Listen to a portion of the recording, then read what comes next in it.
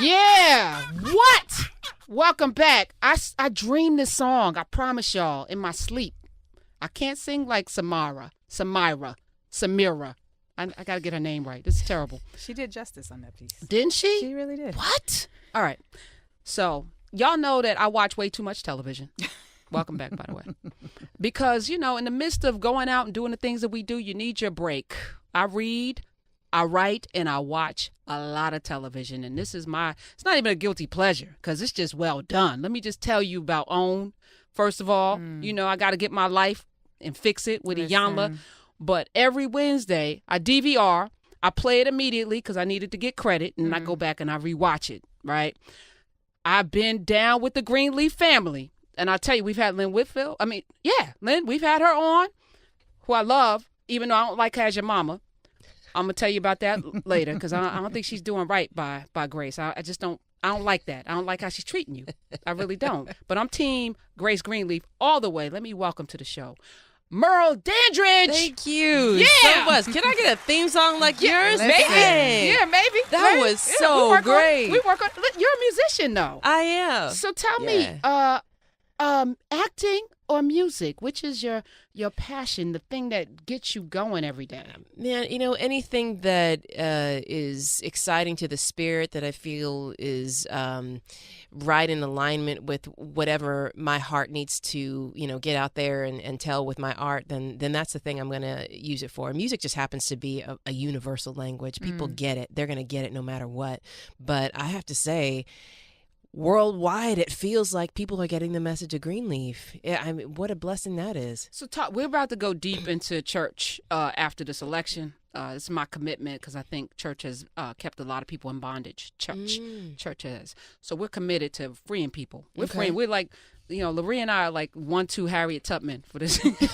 We're working on some things. You underground. Yeah, we are doing that because if only I can always be. Come on.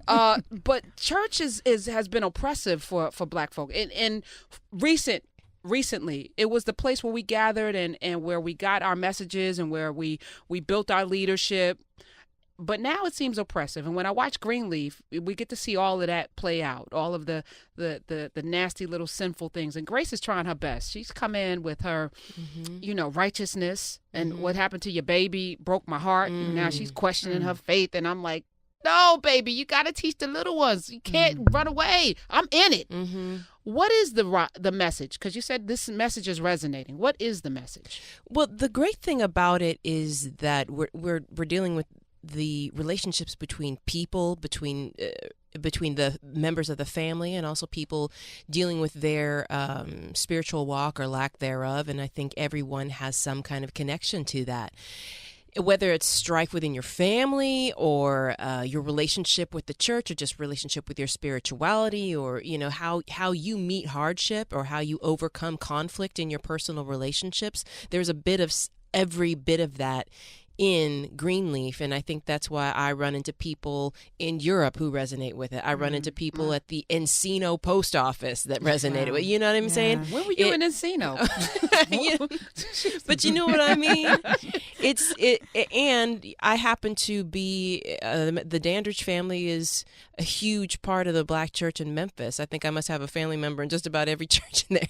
I was actually just there this weekend, and my uncle's a bishop, and so I grew up in the church. I have a great affection for the church, and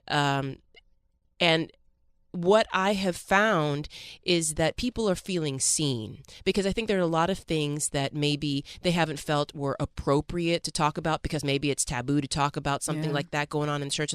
But if they feel seen and a conversation can happen and start up, then healing can happen. But you can't heal the wound until you clean it out and put some antibiotic on it, talk about it, and try to heal it.